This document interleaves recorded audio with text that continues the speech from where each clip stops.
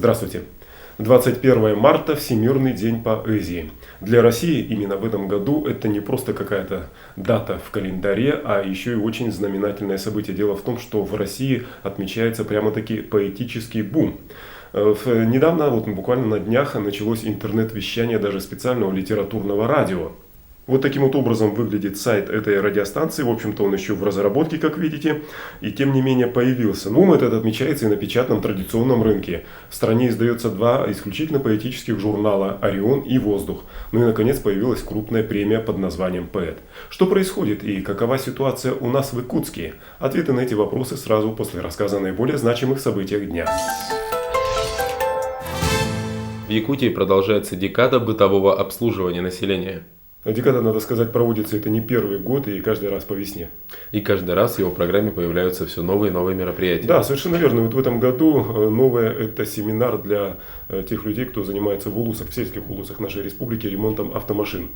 Тема этого семинара обозначалась как особенности ремонта легковых автомобилей японского производства.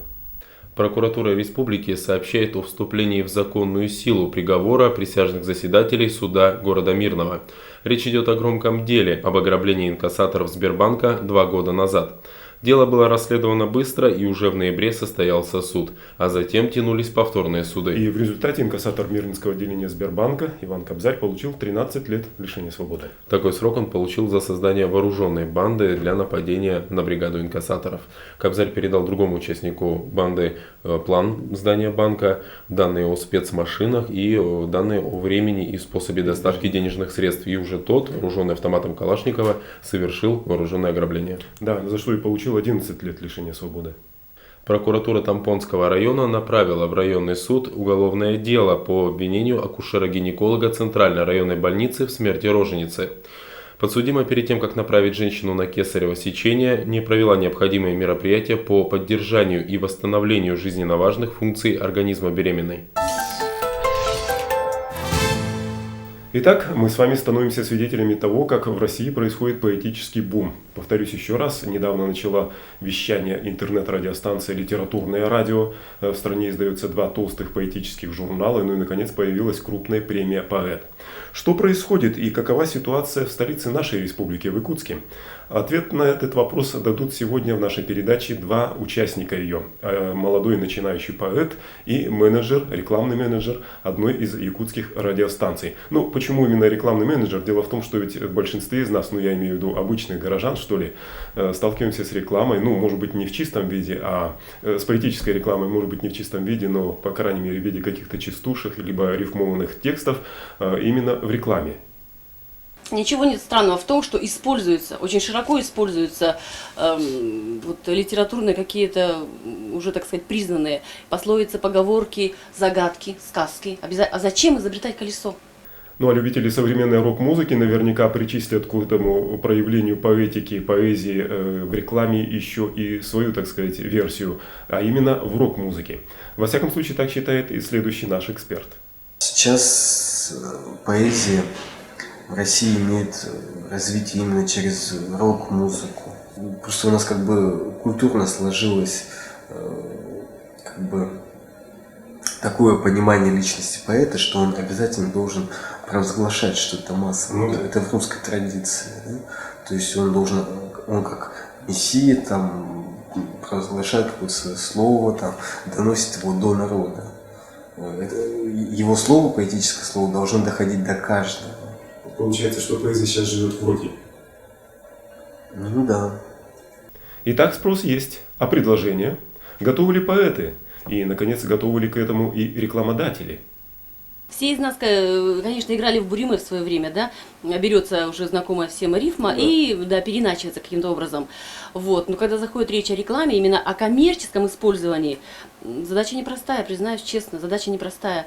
Естественно, все начинающие придумщики рекламы, будем так по-русски их называть, они, конечно, проходили школу, когда рифмовали кровь, любовь, морковь и вновь. Это обязательно, это непреложно. Все через это проходили. И тем не менее, есть пророки в нашем Отечестве, есть люди, которые действительно достойно рифмуют. Я не буду говорить, сочиняют какие-то поэтические, но рифмуют очень хорошо, очень удачно. У нас где-то в городе висит: без тепла и света счастья в жизни Нету.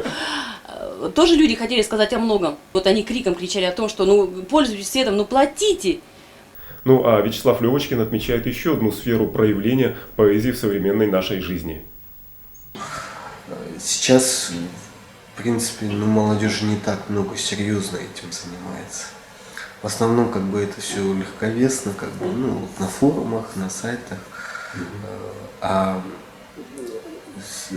нет как бы такой потребности у молодежи печататься там, добиваться каких-то какого-то признания там у читателей, там у других профессионалов. Нет каких-то творческих мастерских, это уже давно, по-моему, нет. Мне кажется, нужно общение, чтобы как бы ты понимал, как на это реагируют другие. А на форумах, на сайтах, на в интернет-сообществах это все-таки какое-то искусственное общение. Хотя у них есть очень интересные тоже находки, всегда интересно почитать. Может быть, сейчас такое развитие у поэзии. Новая форма. Да. Ранее Вячеслав Левочкин уже говорил о том, что невелик интерес молодых поэтов, вернее сказать молодежи, к поэтическому творчеству. И вот на каком аргументе он основывает свое суждение. Съезд молодых писателей-поэтов. Там было очень много якутоязычной молодежи. Они и в прозе выступали, и в поэзии. Русскоязычной прозы вообще почти не было представлено. Вообще не было.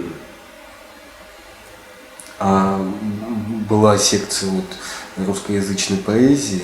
Там были ребята из районов. Из Якутска получилось, что я был один практически. Там приходили из интернета ребята.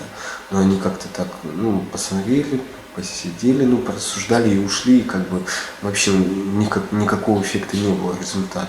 А меня потом рекомендовали, мою рукопись, для того, чтобы опубликовали через издательство «Бичик». И интернет-поэты Якутска, давайте будем так их называть, тоже, в общем-то, не брезгуют печатными изданиями. Недавно вышел второй уже сборник их сочинений. Но надо сказать, что инициатор выхода этого печатного сборника, увы, живет, работает в Москве. В общем-то, надо сказать, что, видимо, оттуда, именно с запада, и катится на Якутию вот этот самый поэтический вал. Все чаще и чаще обращаю внимание на то, что рекламные агентства, они же наводнены молодежью. Там же постоянно идет молодежь тусуется, что-то там изобретает, что-то показывает. И они все больше обращаются к первым, к признанным поэтическим шедеврам. В баре караоке сидела как-то, была совершенно поражена, и не скрываю этого, и шок у меня был такой. Молодежь выходит к микрофону и поет романсы, поют Есенина, поют Вознесенского. Откуда, казалось бы, в порядке вещей, все нормально. Так что не все так плохо, как кажется. Действительно, то, что касается рекламного дела, наверное, поэзия очень такой выигрышный момент, запоминается действительно легко и, главное, запоминается. А в жизнь-то почему поэзия возвращается? По крайней мере, то, что вы видели. Вакуум. Бульварные прессы уже объелись, однодневных детективов уже начитались досыта, любовных романов тоже уже, так сказать, отрыжка. Образовался вакуум, только поэтому.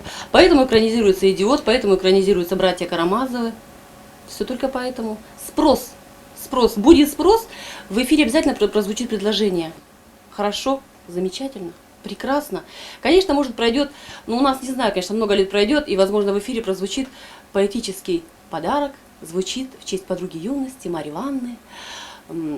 Петр Иванович передает вам самые теплые строки признания, пожелания. А не какую-то попсовую песню. Да, и звучит, Багрицкий.